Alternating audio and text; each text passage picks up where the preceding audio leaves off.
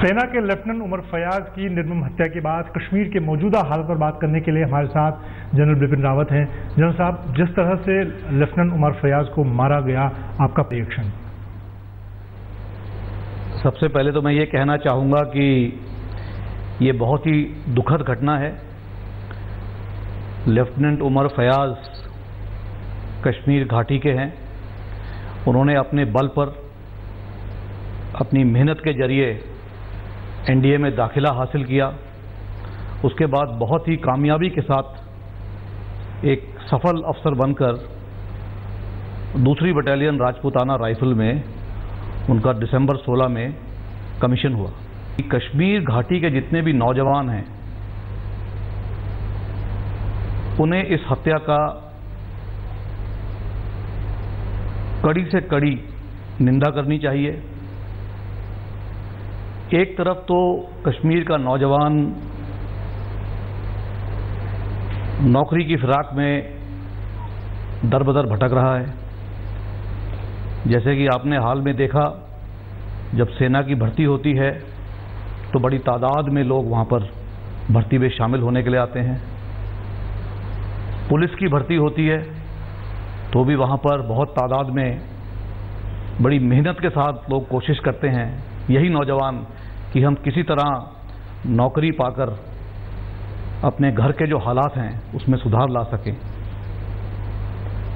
तो लेफ्टिनेंट उमर फयाज जो था वो एक ऐसा बहादुर नौजवान था। हमारी फौज में कॉन्स्क्रिप्शन नहीं है। जो भी नौजवान भर्ती होना चाहता है वो अपनी मेहनत, लगन, देश प्रेम के कारण भारतीय फौज में भर्ती होता है।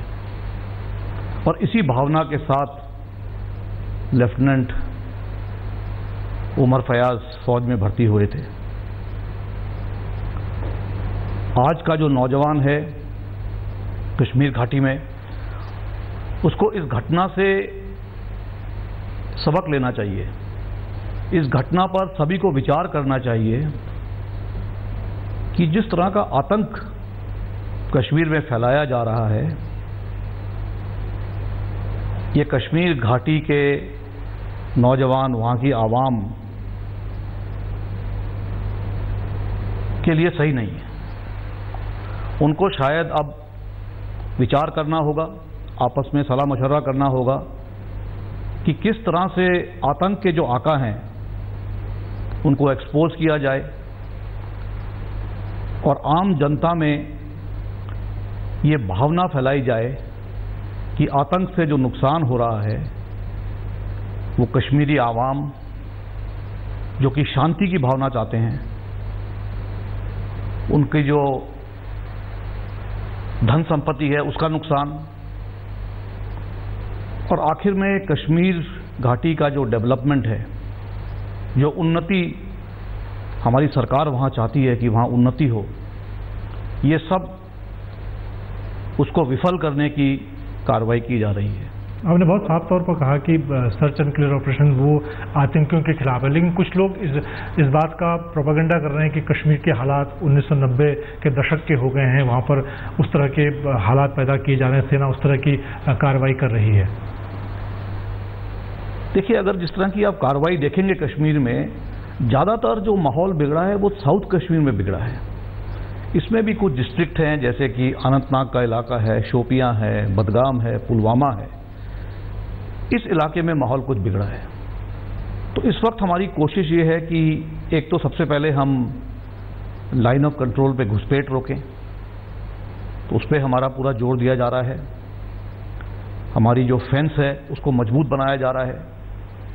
हम टेक्नोलॉजी का भी इस्तेमाल कर रहे हैं ताकि जिस तरीके से भी पार से घुसपैठ करने की कोशिश होती है उसे हम नाकाम कर सकें।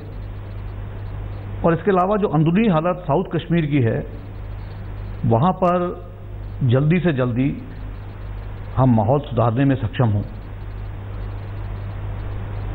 उमर फयाज के जो कातिल हैं उनके खिलाफ कार्रवाई करना बहुत जरूरी है।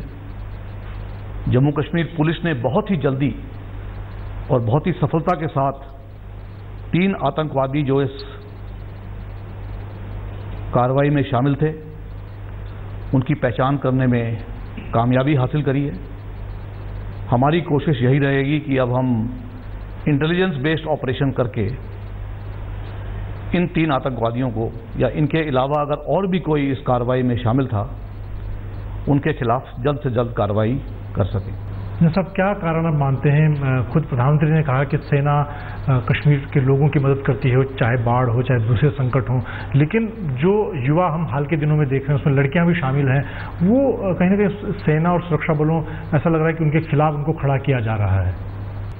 देखिए, सेना जो है कश्मीर घाटी में, जैसे मैंने कहा, लाइन ऑफ कंट्रोल में तैनात है। इनफैक्ट हमारी जो ज़्यादा नफरी है वो लाइन ऑफ कंट्रोल में है, क्योंकि हम लोग घुसपैठ को रोकने की कोशिश कर रहे हैं। उसके अलावा जो हमारे राष्ट्र राइफल की और अन्य बटालियनें जो हैं, जो आतंकवाद के खिलाफ कार्रवाई कर रही हैं, वो नॉर्थ और साउथ कश्मीर में तैनात हैं। किलो और विक्टर फोर्स कश्मीर घाटी में है। हमारी कोशिश लगातार यही रहेगी कि आतंकवाद के खिलाफ हम कार्रवाई करते रहें। फौज के खिलाफ जो कार्रवाई या सिक्योरिटी फोर्सेस के खिलाफ जो कार्रवाई की जा रही है, ये जैसे मैंने बताया, हमारे नौजवानों को बहकावे में लाकर सोशल मीडिया के जरिए या इंटरनेट के जरिए या अन्य साधनों से इनको बहकाया जा रहा है। फौज के खिलाफ बहकाया जा रहा है, सिक्योरिटी फोर्सेस के खिलाफ बहकाया जा रहा है, वहाँ के एडमिनिस्ट्रेशन के खिलाफ बहकाया जा रहा है। लेकिन मैं आपके जरिए वहाँ के नौजवानों को, वहाँ की आवाम को एक संदेश देना चाहूँगा कि भारतीय फौज एक सक्षम फौज है। हम जहाँ भी कार्रवाई करते हैं हम ह्यूमन राइट्स का खास ख्याल रखते हैं। हमें जब हथियार इस्तेमाल करने पड़ते हैं, हम गोलियां सिर्फ उस वक्त बरसाते हैं जब और कोई साधन हमारे सामने ना आए या फिर कोई हमारे ऑपरेशन में बाधा डालने की कोशिश करे। नहीं तो जहां तक हो सके हमारी कोशिश ये रहती है कि वहां के जो आतंकवादी हैं, वहां के जो नौजवान हैं, उनको हम सही दिशा में ला सकें। उनसे बातचीत करके या जिस प्रकार से भी उनके जो वालिद वालिदैन माता पिता हैं उनसे बातचीत की जाती है कि अगर आपके जो बच्चे हैं, नौजवान हैं, अगर वो भटक गए हैं तो आप उन्हें समझाइए। और हमारी आपके साथ कोशिश ये जारी रहेगी कि हम उन्हें सही रास्ते पर लाने में सफल हों। आपने कहा कि युवाओं को भड़काने के लिए सोशल मीडिया का इस्तेमाल हो रहा है, इंटरनेट का इस्तेमाल हो रहा है। आपने कुछ दिन पहले ये भी कहा था कि हम किसी के खिलाफ नहीं, लेकिन अगर सेना को, सुरक्षा बलों को निशाना बनाया जाएगा तो उनके खिलाफ कार्रवाई की जाएगी। देखिए, सेना को इस माहौल में कब बुलाया जाता है? जब शासन को ऐसा लगता है कि माहौल जो है बिगड़ रहा है और अन्य जो सुरक्षा बल होते हैं उनकी मदद के लिए सेना के बल को शामिल करना जरूरी है, तब इस हालत में सेना को आगे बुलाया जाता है। सेना काफी सालों से कश्मीर में तैनात है। वहां का माहौल कभी कभी सुधर जाता है, लेकिन जैसे कि मैंने बताया कि आतंक के जो आका हैं उनकी कोशिश यही रहती है कि जब जब या जिस वक्त कश्मीर में सुधार दिखने लगता है, वो किसी न किसी जरिए वहाँ का माहौल बिगाड़ने की कोशिश करते हैं। इसलिए फौज का वहाँ तैनात रहना जरूरी है जब तक कि हालत पूरी तरह से न सुधर जाए। और वहाँ से जो वहाँ का जो शासन है और वहाँ की जो लोकल पुलिस फोर्स है वो अपनी कार्रवाई करने में पूरी तरह से सक्षम ना हो पाए। अगर ऐसा हो जाएगा, इस तरह का माहौल बनेगा, तो आर्मी जो है धीरे धीरे इलाकों से निकलना शुरू कर देगी। लेकिन मेरे ख्याल में इस वक्त फौज की मौजूदगी कश्मीर के हालत सुधारने के लिए बहुत ही जरूरी है। हमारे आसपास के कई इलाकों में लोगों को खाली कराया गया, गांव खाली कराए गए हैं। सितंबर 2016 में जब सर्जिकल स्ट्राइक हुई थी, ऐसा एक संदेश पाकिस्तान को देने की कोशिश की गई थी वो अपनी इस तरह की हरकतों से बाज आए। आपको लगता है कि पाकिस्तान लगातार इस तरह के कश्मीर के हालात को बिगाड़ने की जो कोशिश करता है उसमें उसको सही इस तरह के सबक और देने की जरूरत? देखिए, वो प्लानिंग चलते रहती है, उसके बारे में मैं आपसे बातचीत नहीं करना चाहूँगा, लेकिन मैं ये जरूर बताऊँगा कि हमारी तैयारी है और अगर इस तरह की कार्रवाई चलती रही तो हम जरूर कार्रवाई करेंगे। सर, एक आखिरी सवाल पूरे माहौल को लेकर, कश्मीर को लेकर, जो हमने शुरुआत में बात की थी, जिस तरह के हालात हैं देश में, लोग जानना चाहते हैं कि कैसे हालात कंट्रोल होंगे वहाँ के। आपने बात की कि सेना लोकल लोगों के साथ है, उनको साथ लेकर चलना चाहती है। क्या आपका संदेश होगा आम लोगों के लिए, और आतंकी जो सर उठा रहे हैं, खासतौर से जिस तरह की घटना उन्होंने उमर फयाज के साथ की, उनके लिए क्या आपका कड़ा संदेश होगा? देखिए, मेरा जो है संदेश कश्मीर के सब आवाम के लिए सिर्फ यही है कि जो भी कार्रवाई वहां हो रही है, इससे नुकसान कश्मीरियों का हो रहा है। इस वक्त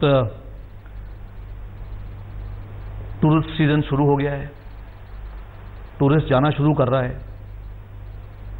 वहां की जो आम आवाम है, जैसे कि हाउस बोट वाले हैं, शिकारा वाले हैं, पोनी वाले हैं या पोर्टर हैं, उनकी आमदनी पर असर पड़ता है। तो अगर इस वक्त माहौल बिगाड़ने की कोशिश की जाएगी तो इसका जो नुकसान है वो कश्मीरियों को ही हो रहा है। तो वहाँ के जो नौजवान हैं, वहाँ की जो आवाम है, मैं उन्हें यही हिदायत देना चाहूँगा कि ये जो है अमन शांति का बहाल होना आपके ही फायदे में है। स्कूल कॉलेज अगर बंद हो जाएंगे, बच्चे और नौजवान अगर स्कूल और कॉलेज नहीं जा पाएंगे तो नुकसान आपका होगा। अगर वहाँ पे टूरिस्ट नहीं आएगा तो नुकसान आपके लोगों का होगा। आतंकवाद के जो आका हैं वो तो अपने महलों में बैठे हुए हैं, उनको कोई नुकसान नहीं होता है। तो उनके बहकावे में ना आकर आप लोग खुद आपस में मिलकर बहस करें, विचार करें और फिर आपस में यकीन करें कि जिस तरह का माहौल वहाँ पे इस वक्त चल रहा है ये आपके लिए फ़ायदेमंद है या आपको नुकसान पहुँचा रहा है। ये शायद वहाँ की आवाम को स्वयं आपस में सलाह मशवरा करके इसका फैसला करना होगा। फौज में हम चाहते हैं कि जितने से ज़्यादा कश्मीरी भर्ती हो सकें, लेकिन अगर उनका अंत उमर फयाज जैसे होगा तो फिर फौज में उनका आने का फ़ायदा क्या होगा। हम तो यही चाहेंगे कि कश्मीरी आवाम हमारी फौज में आए, हमारे साथ कंधे से कंधा मिलाकर कश्मीर का माहौल सुधारने में हमारी जो है हमें कामयाब बनाए। बहुत बहुत धन्यवाद सर, आज तक से बात करने के लिए।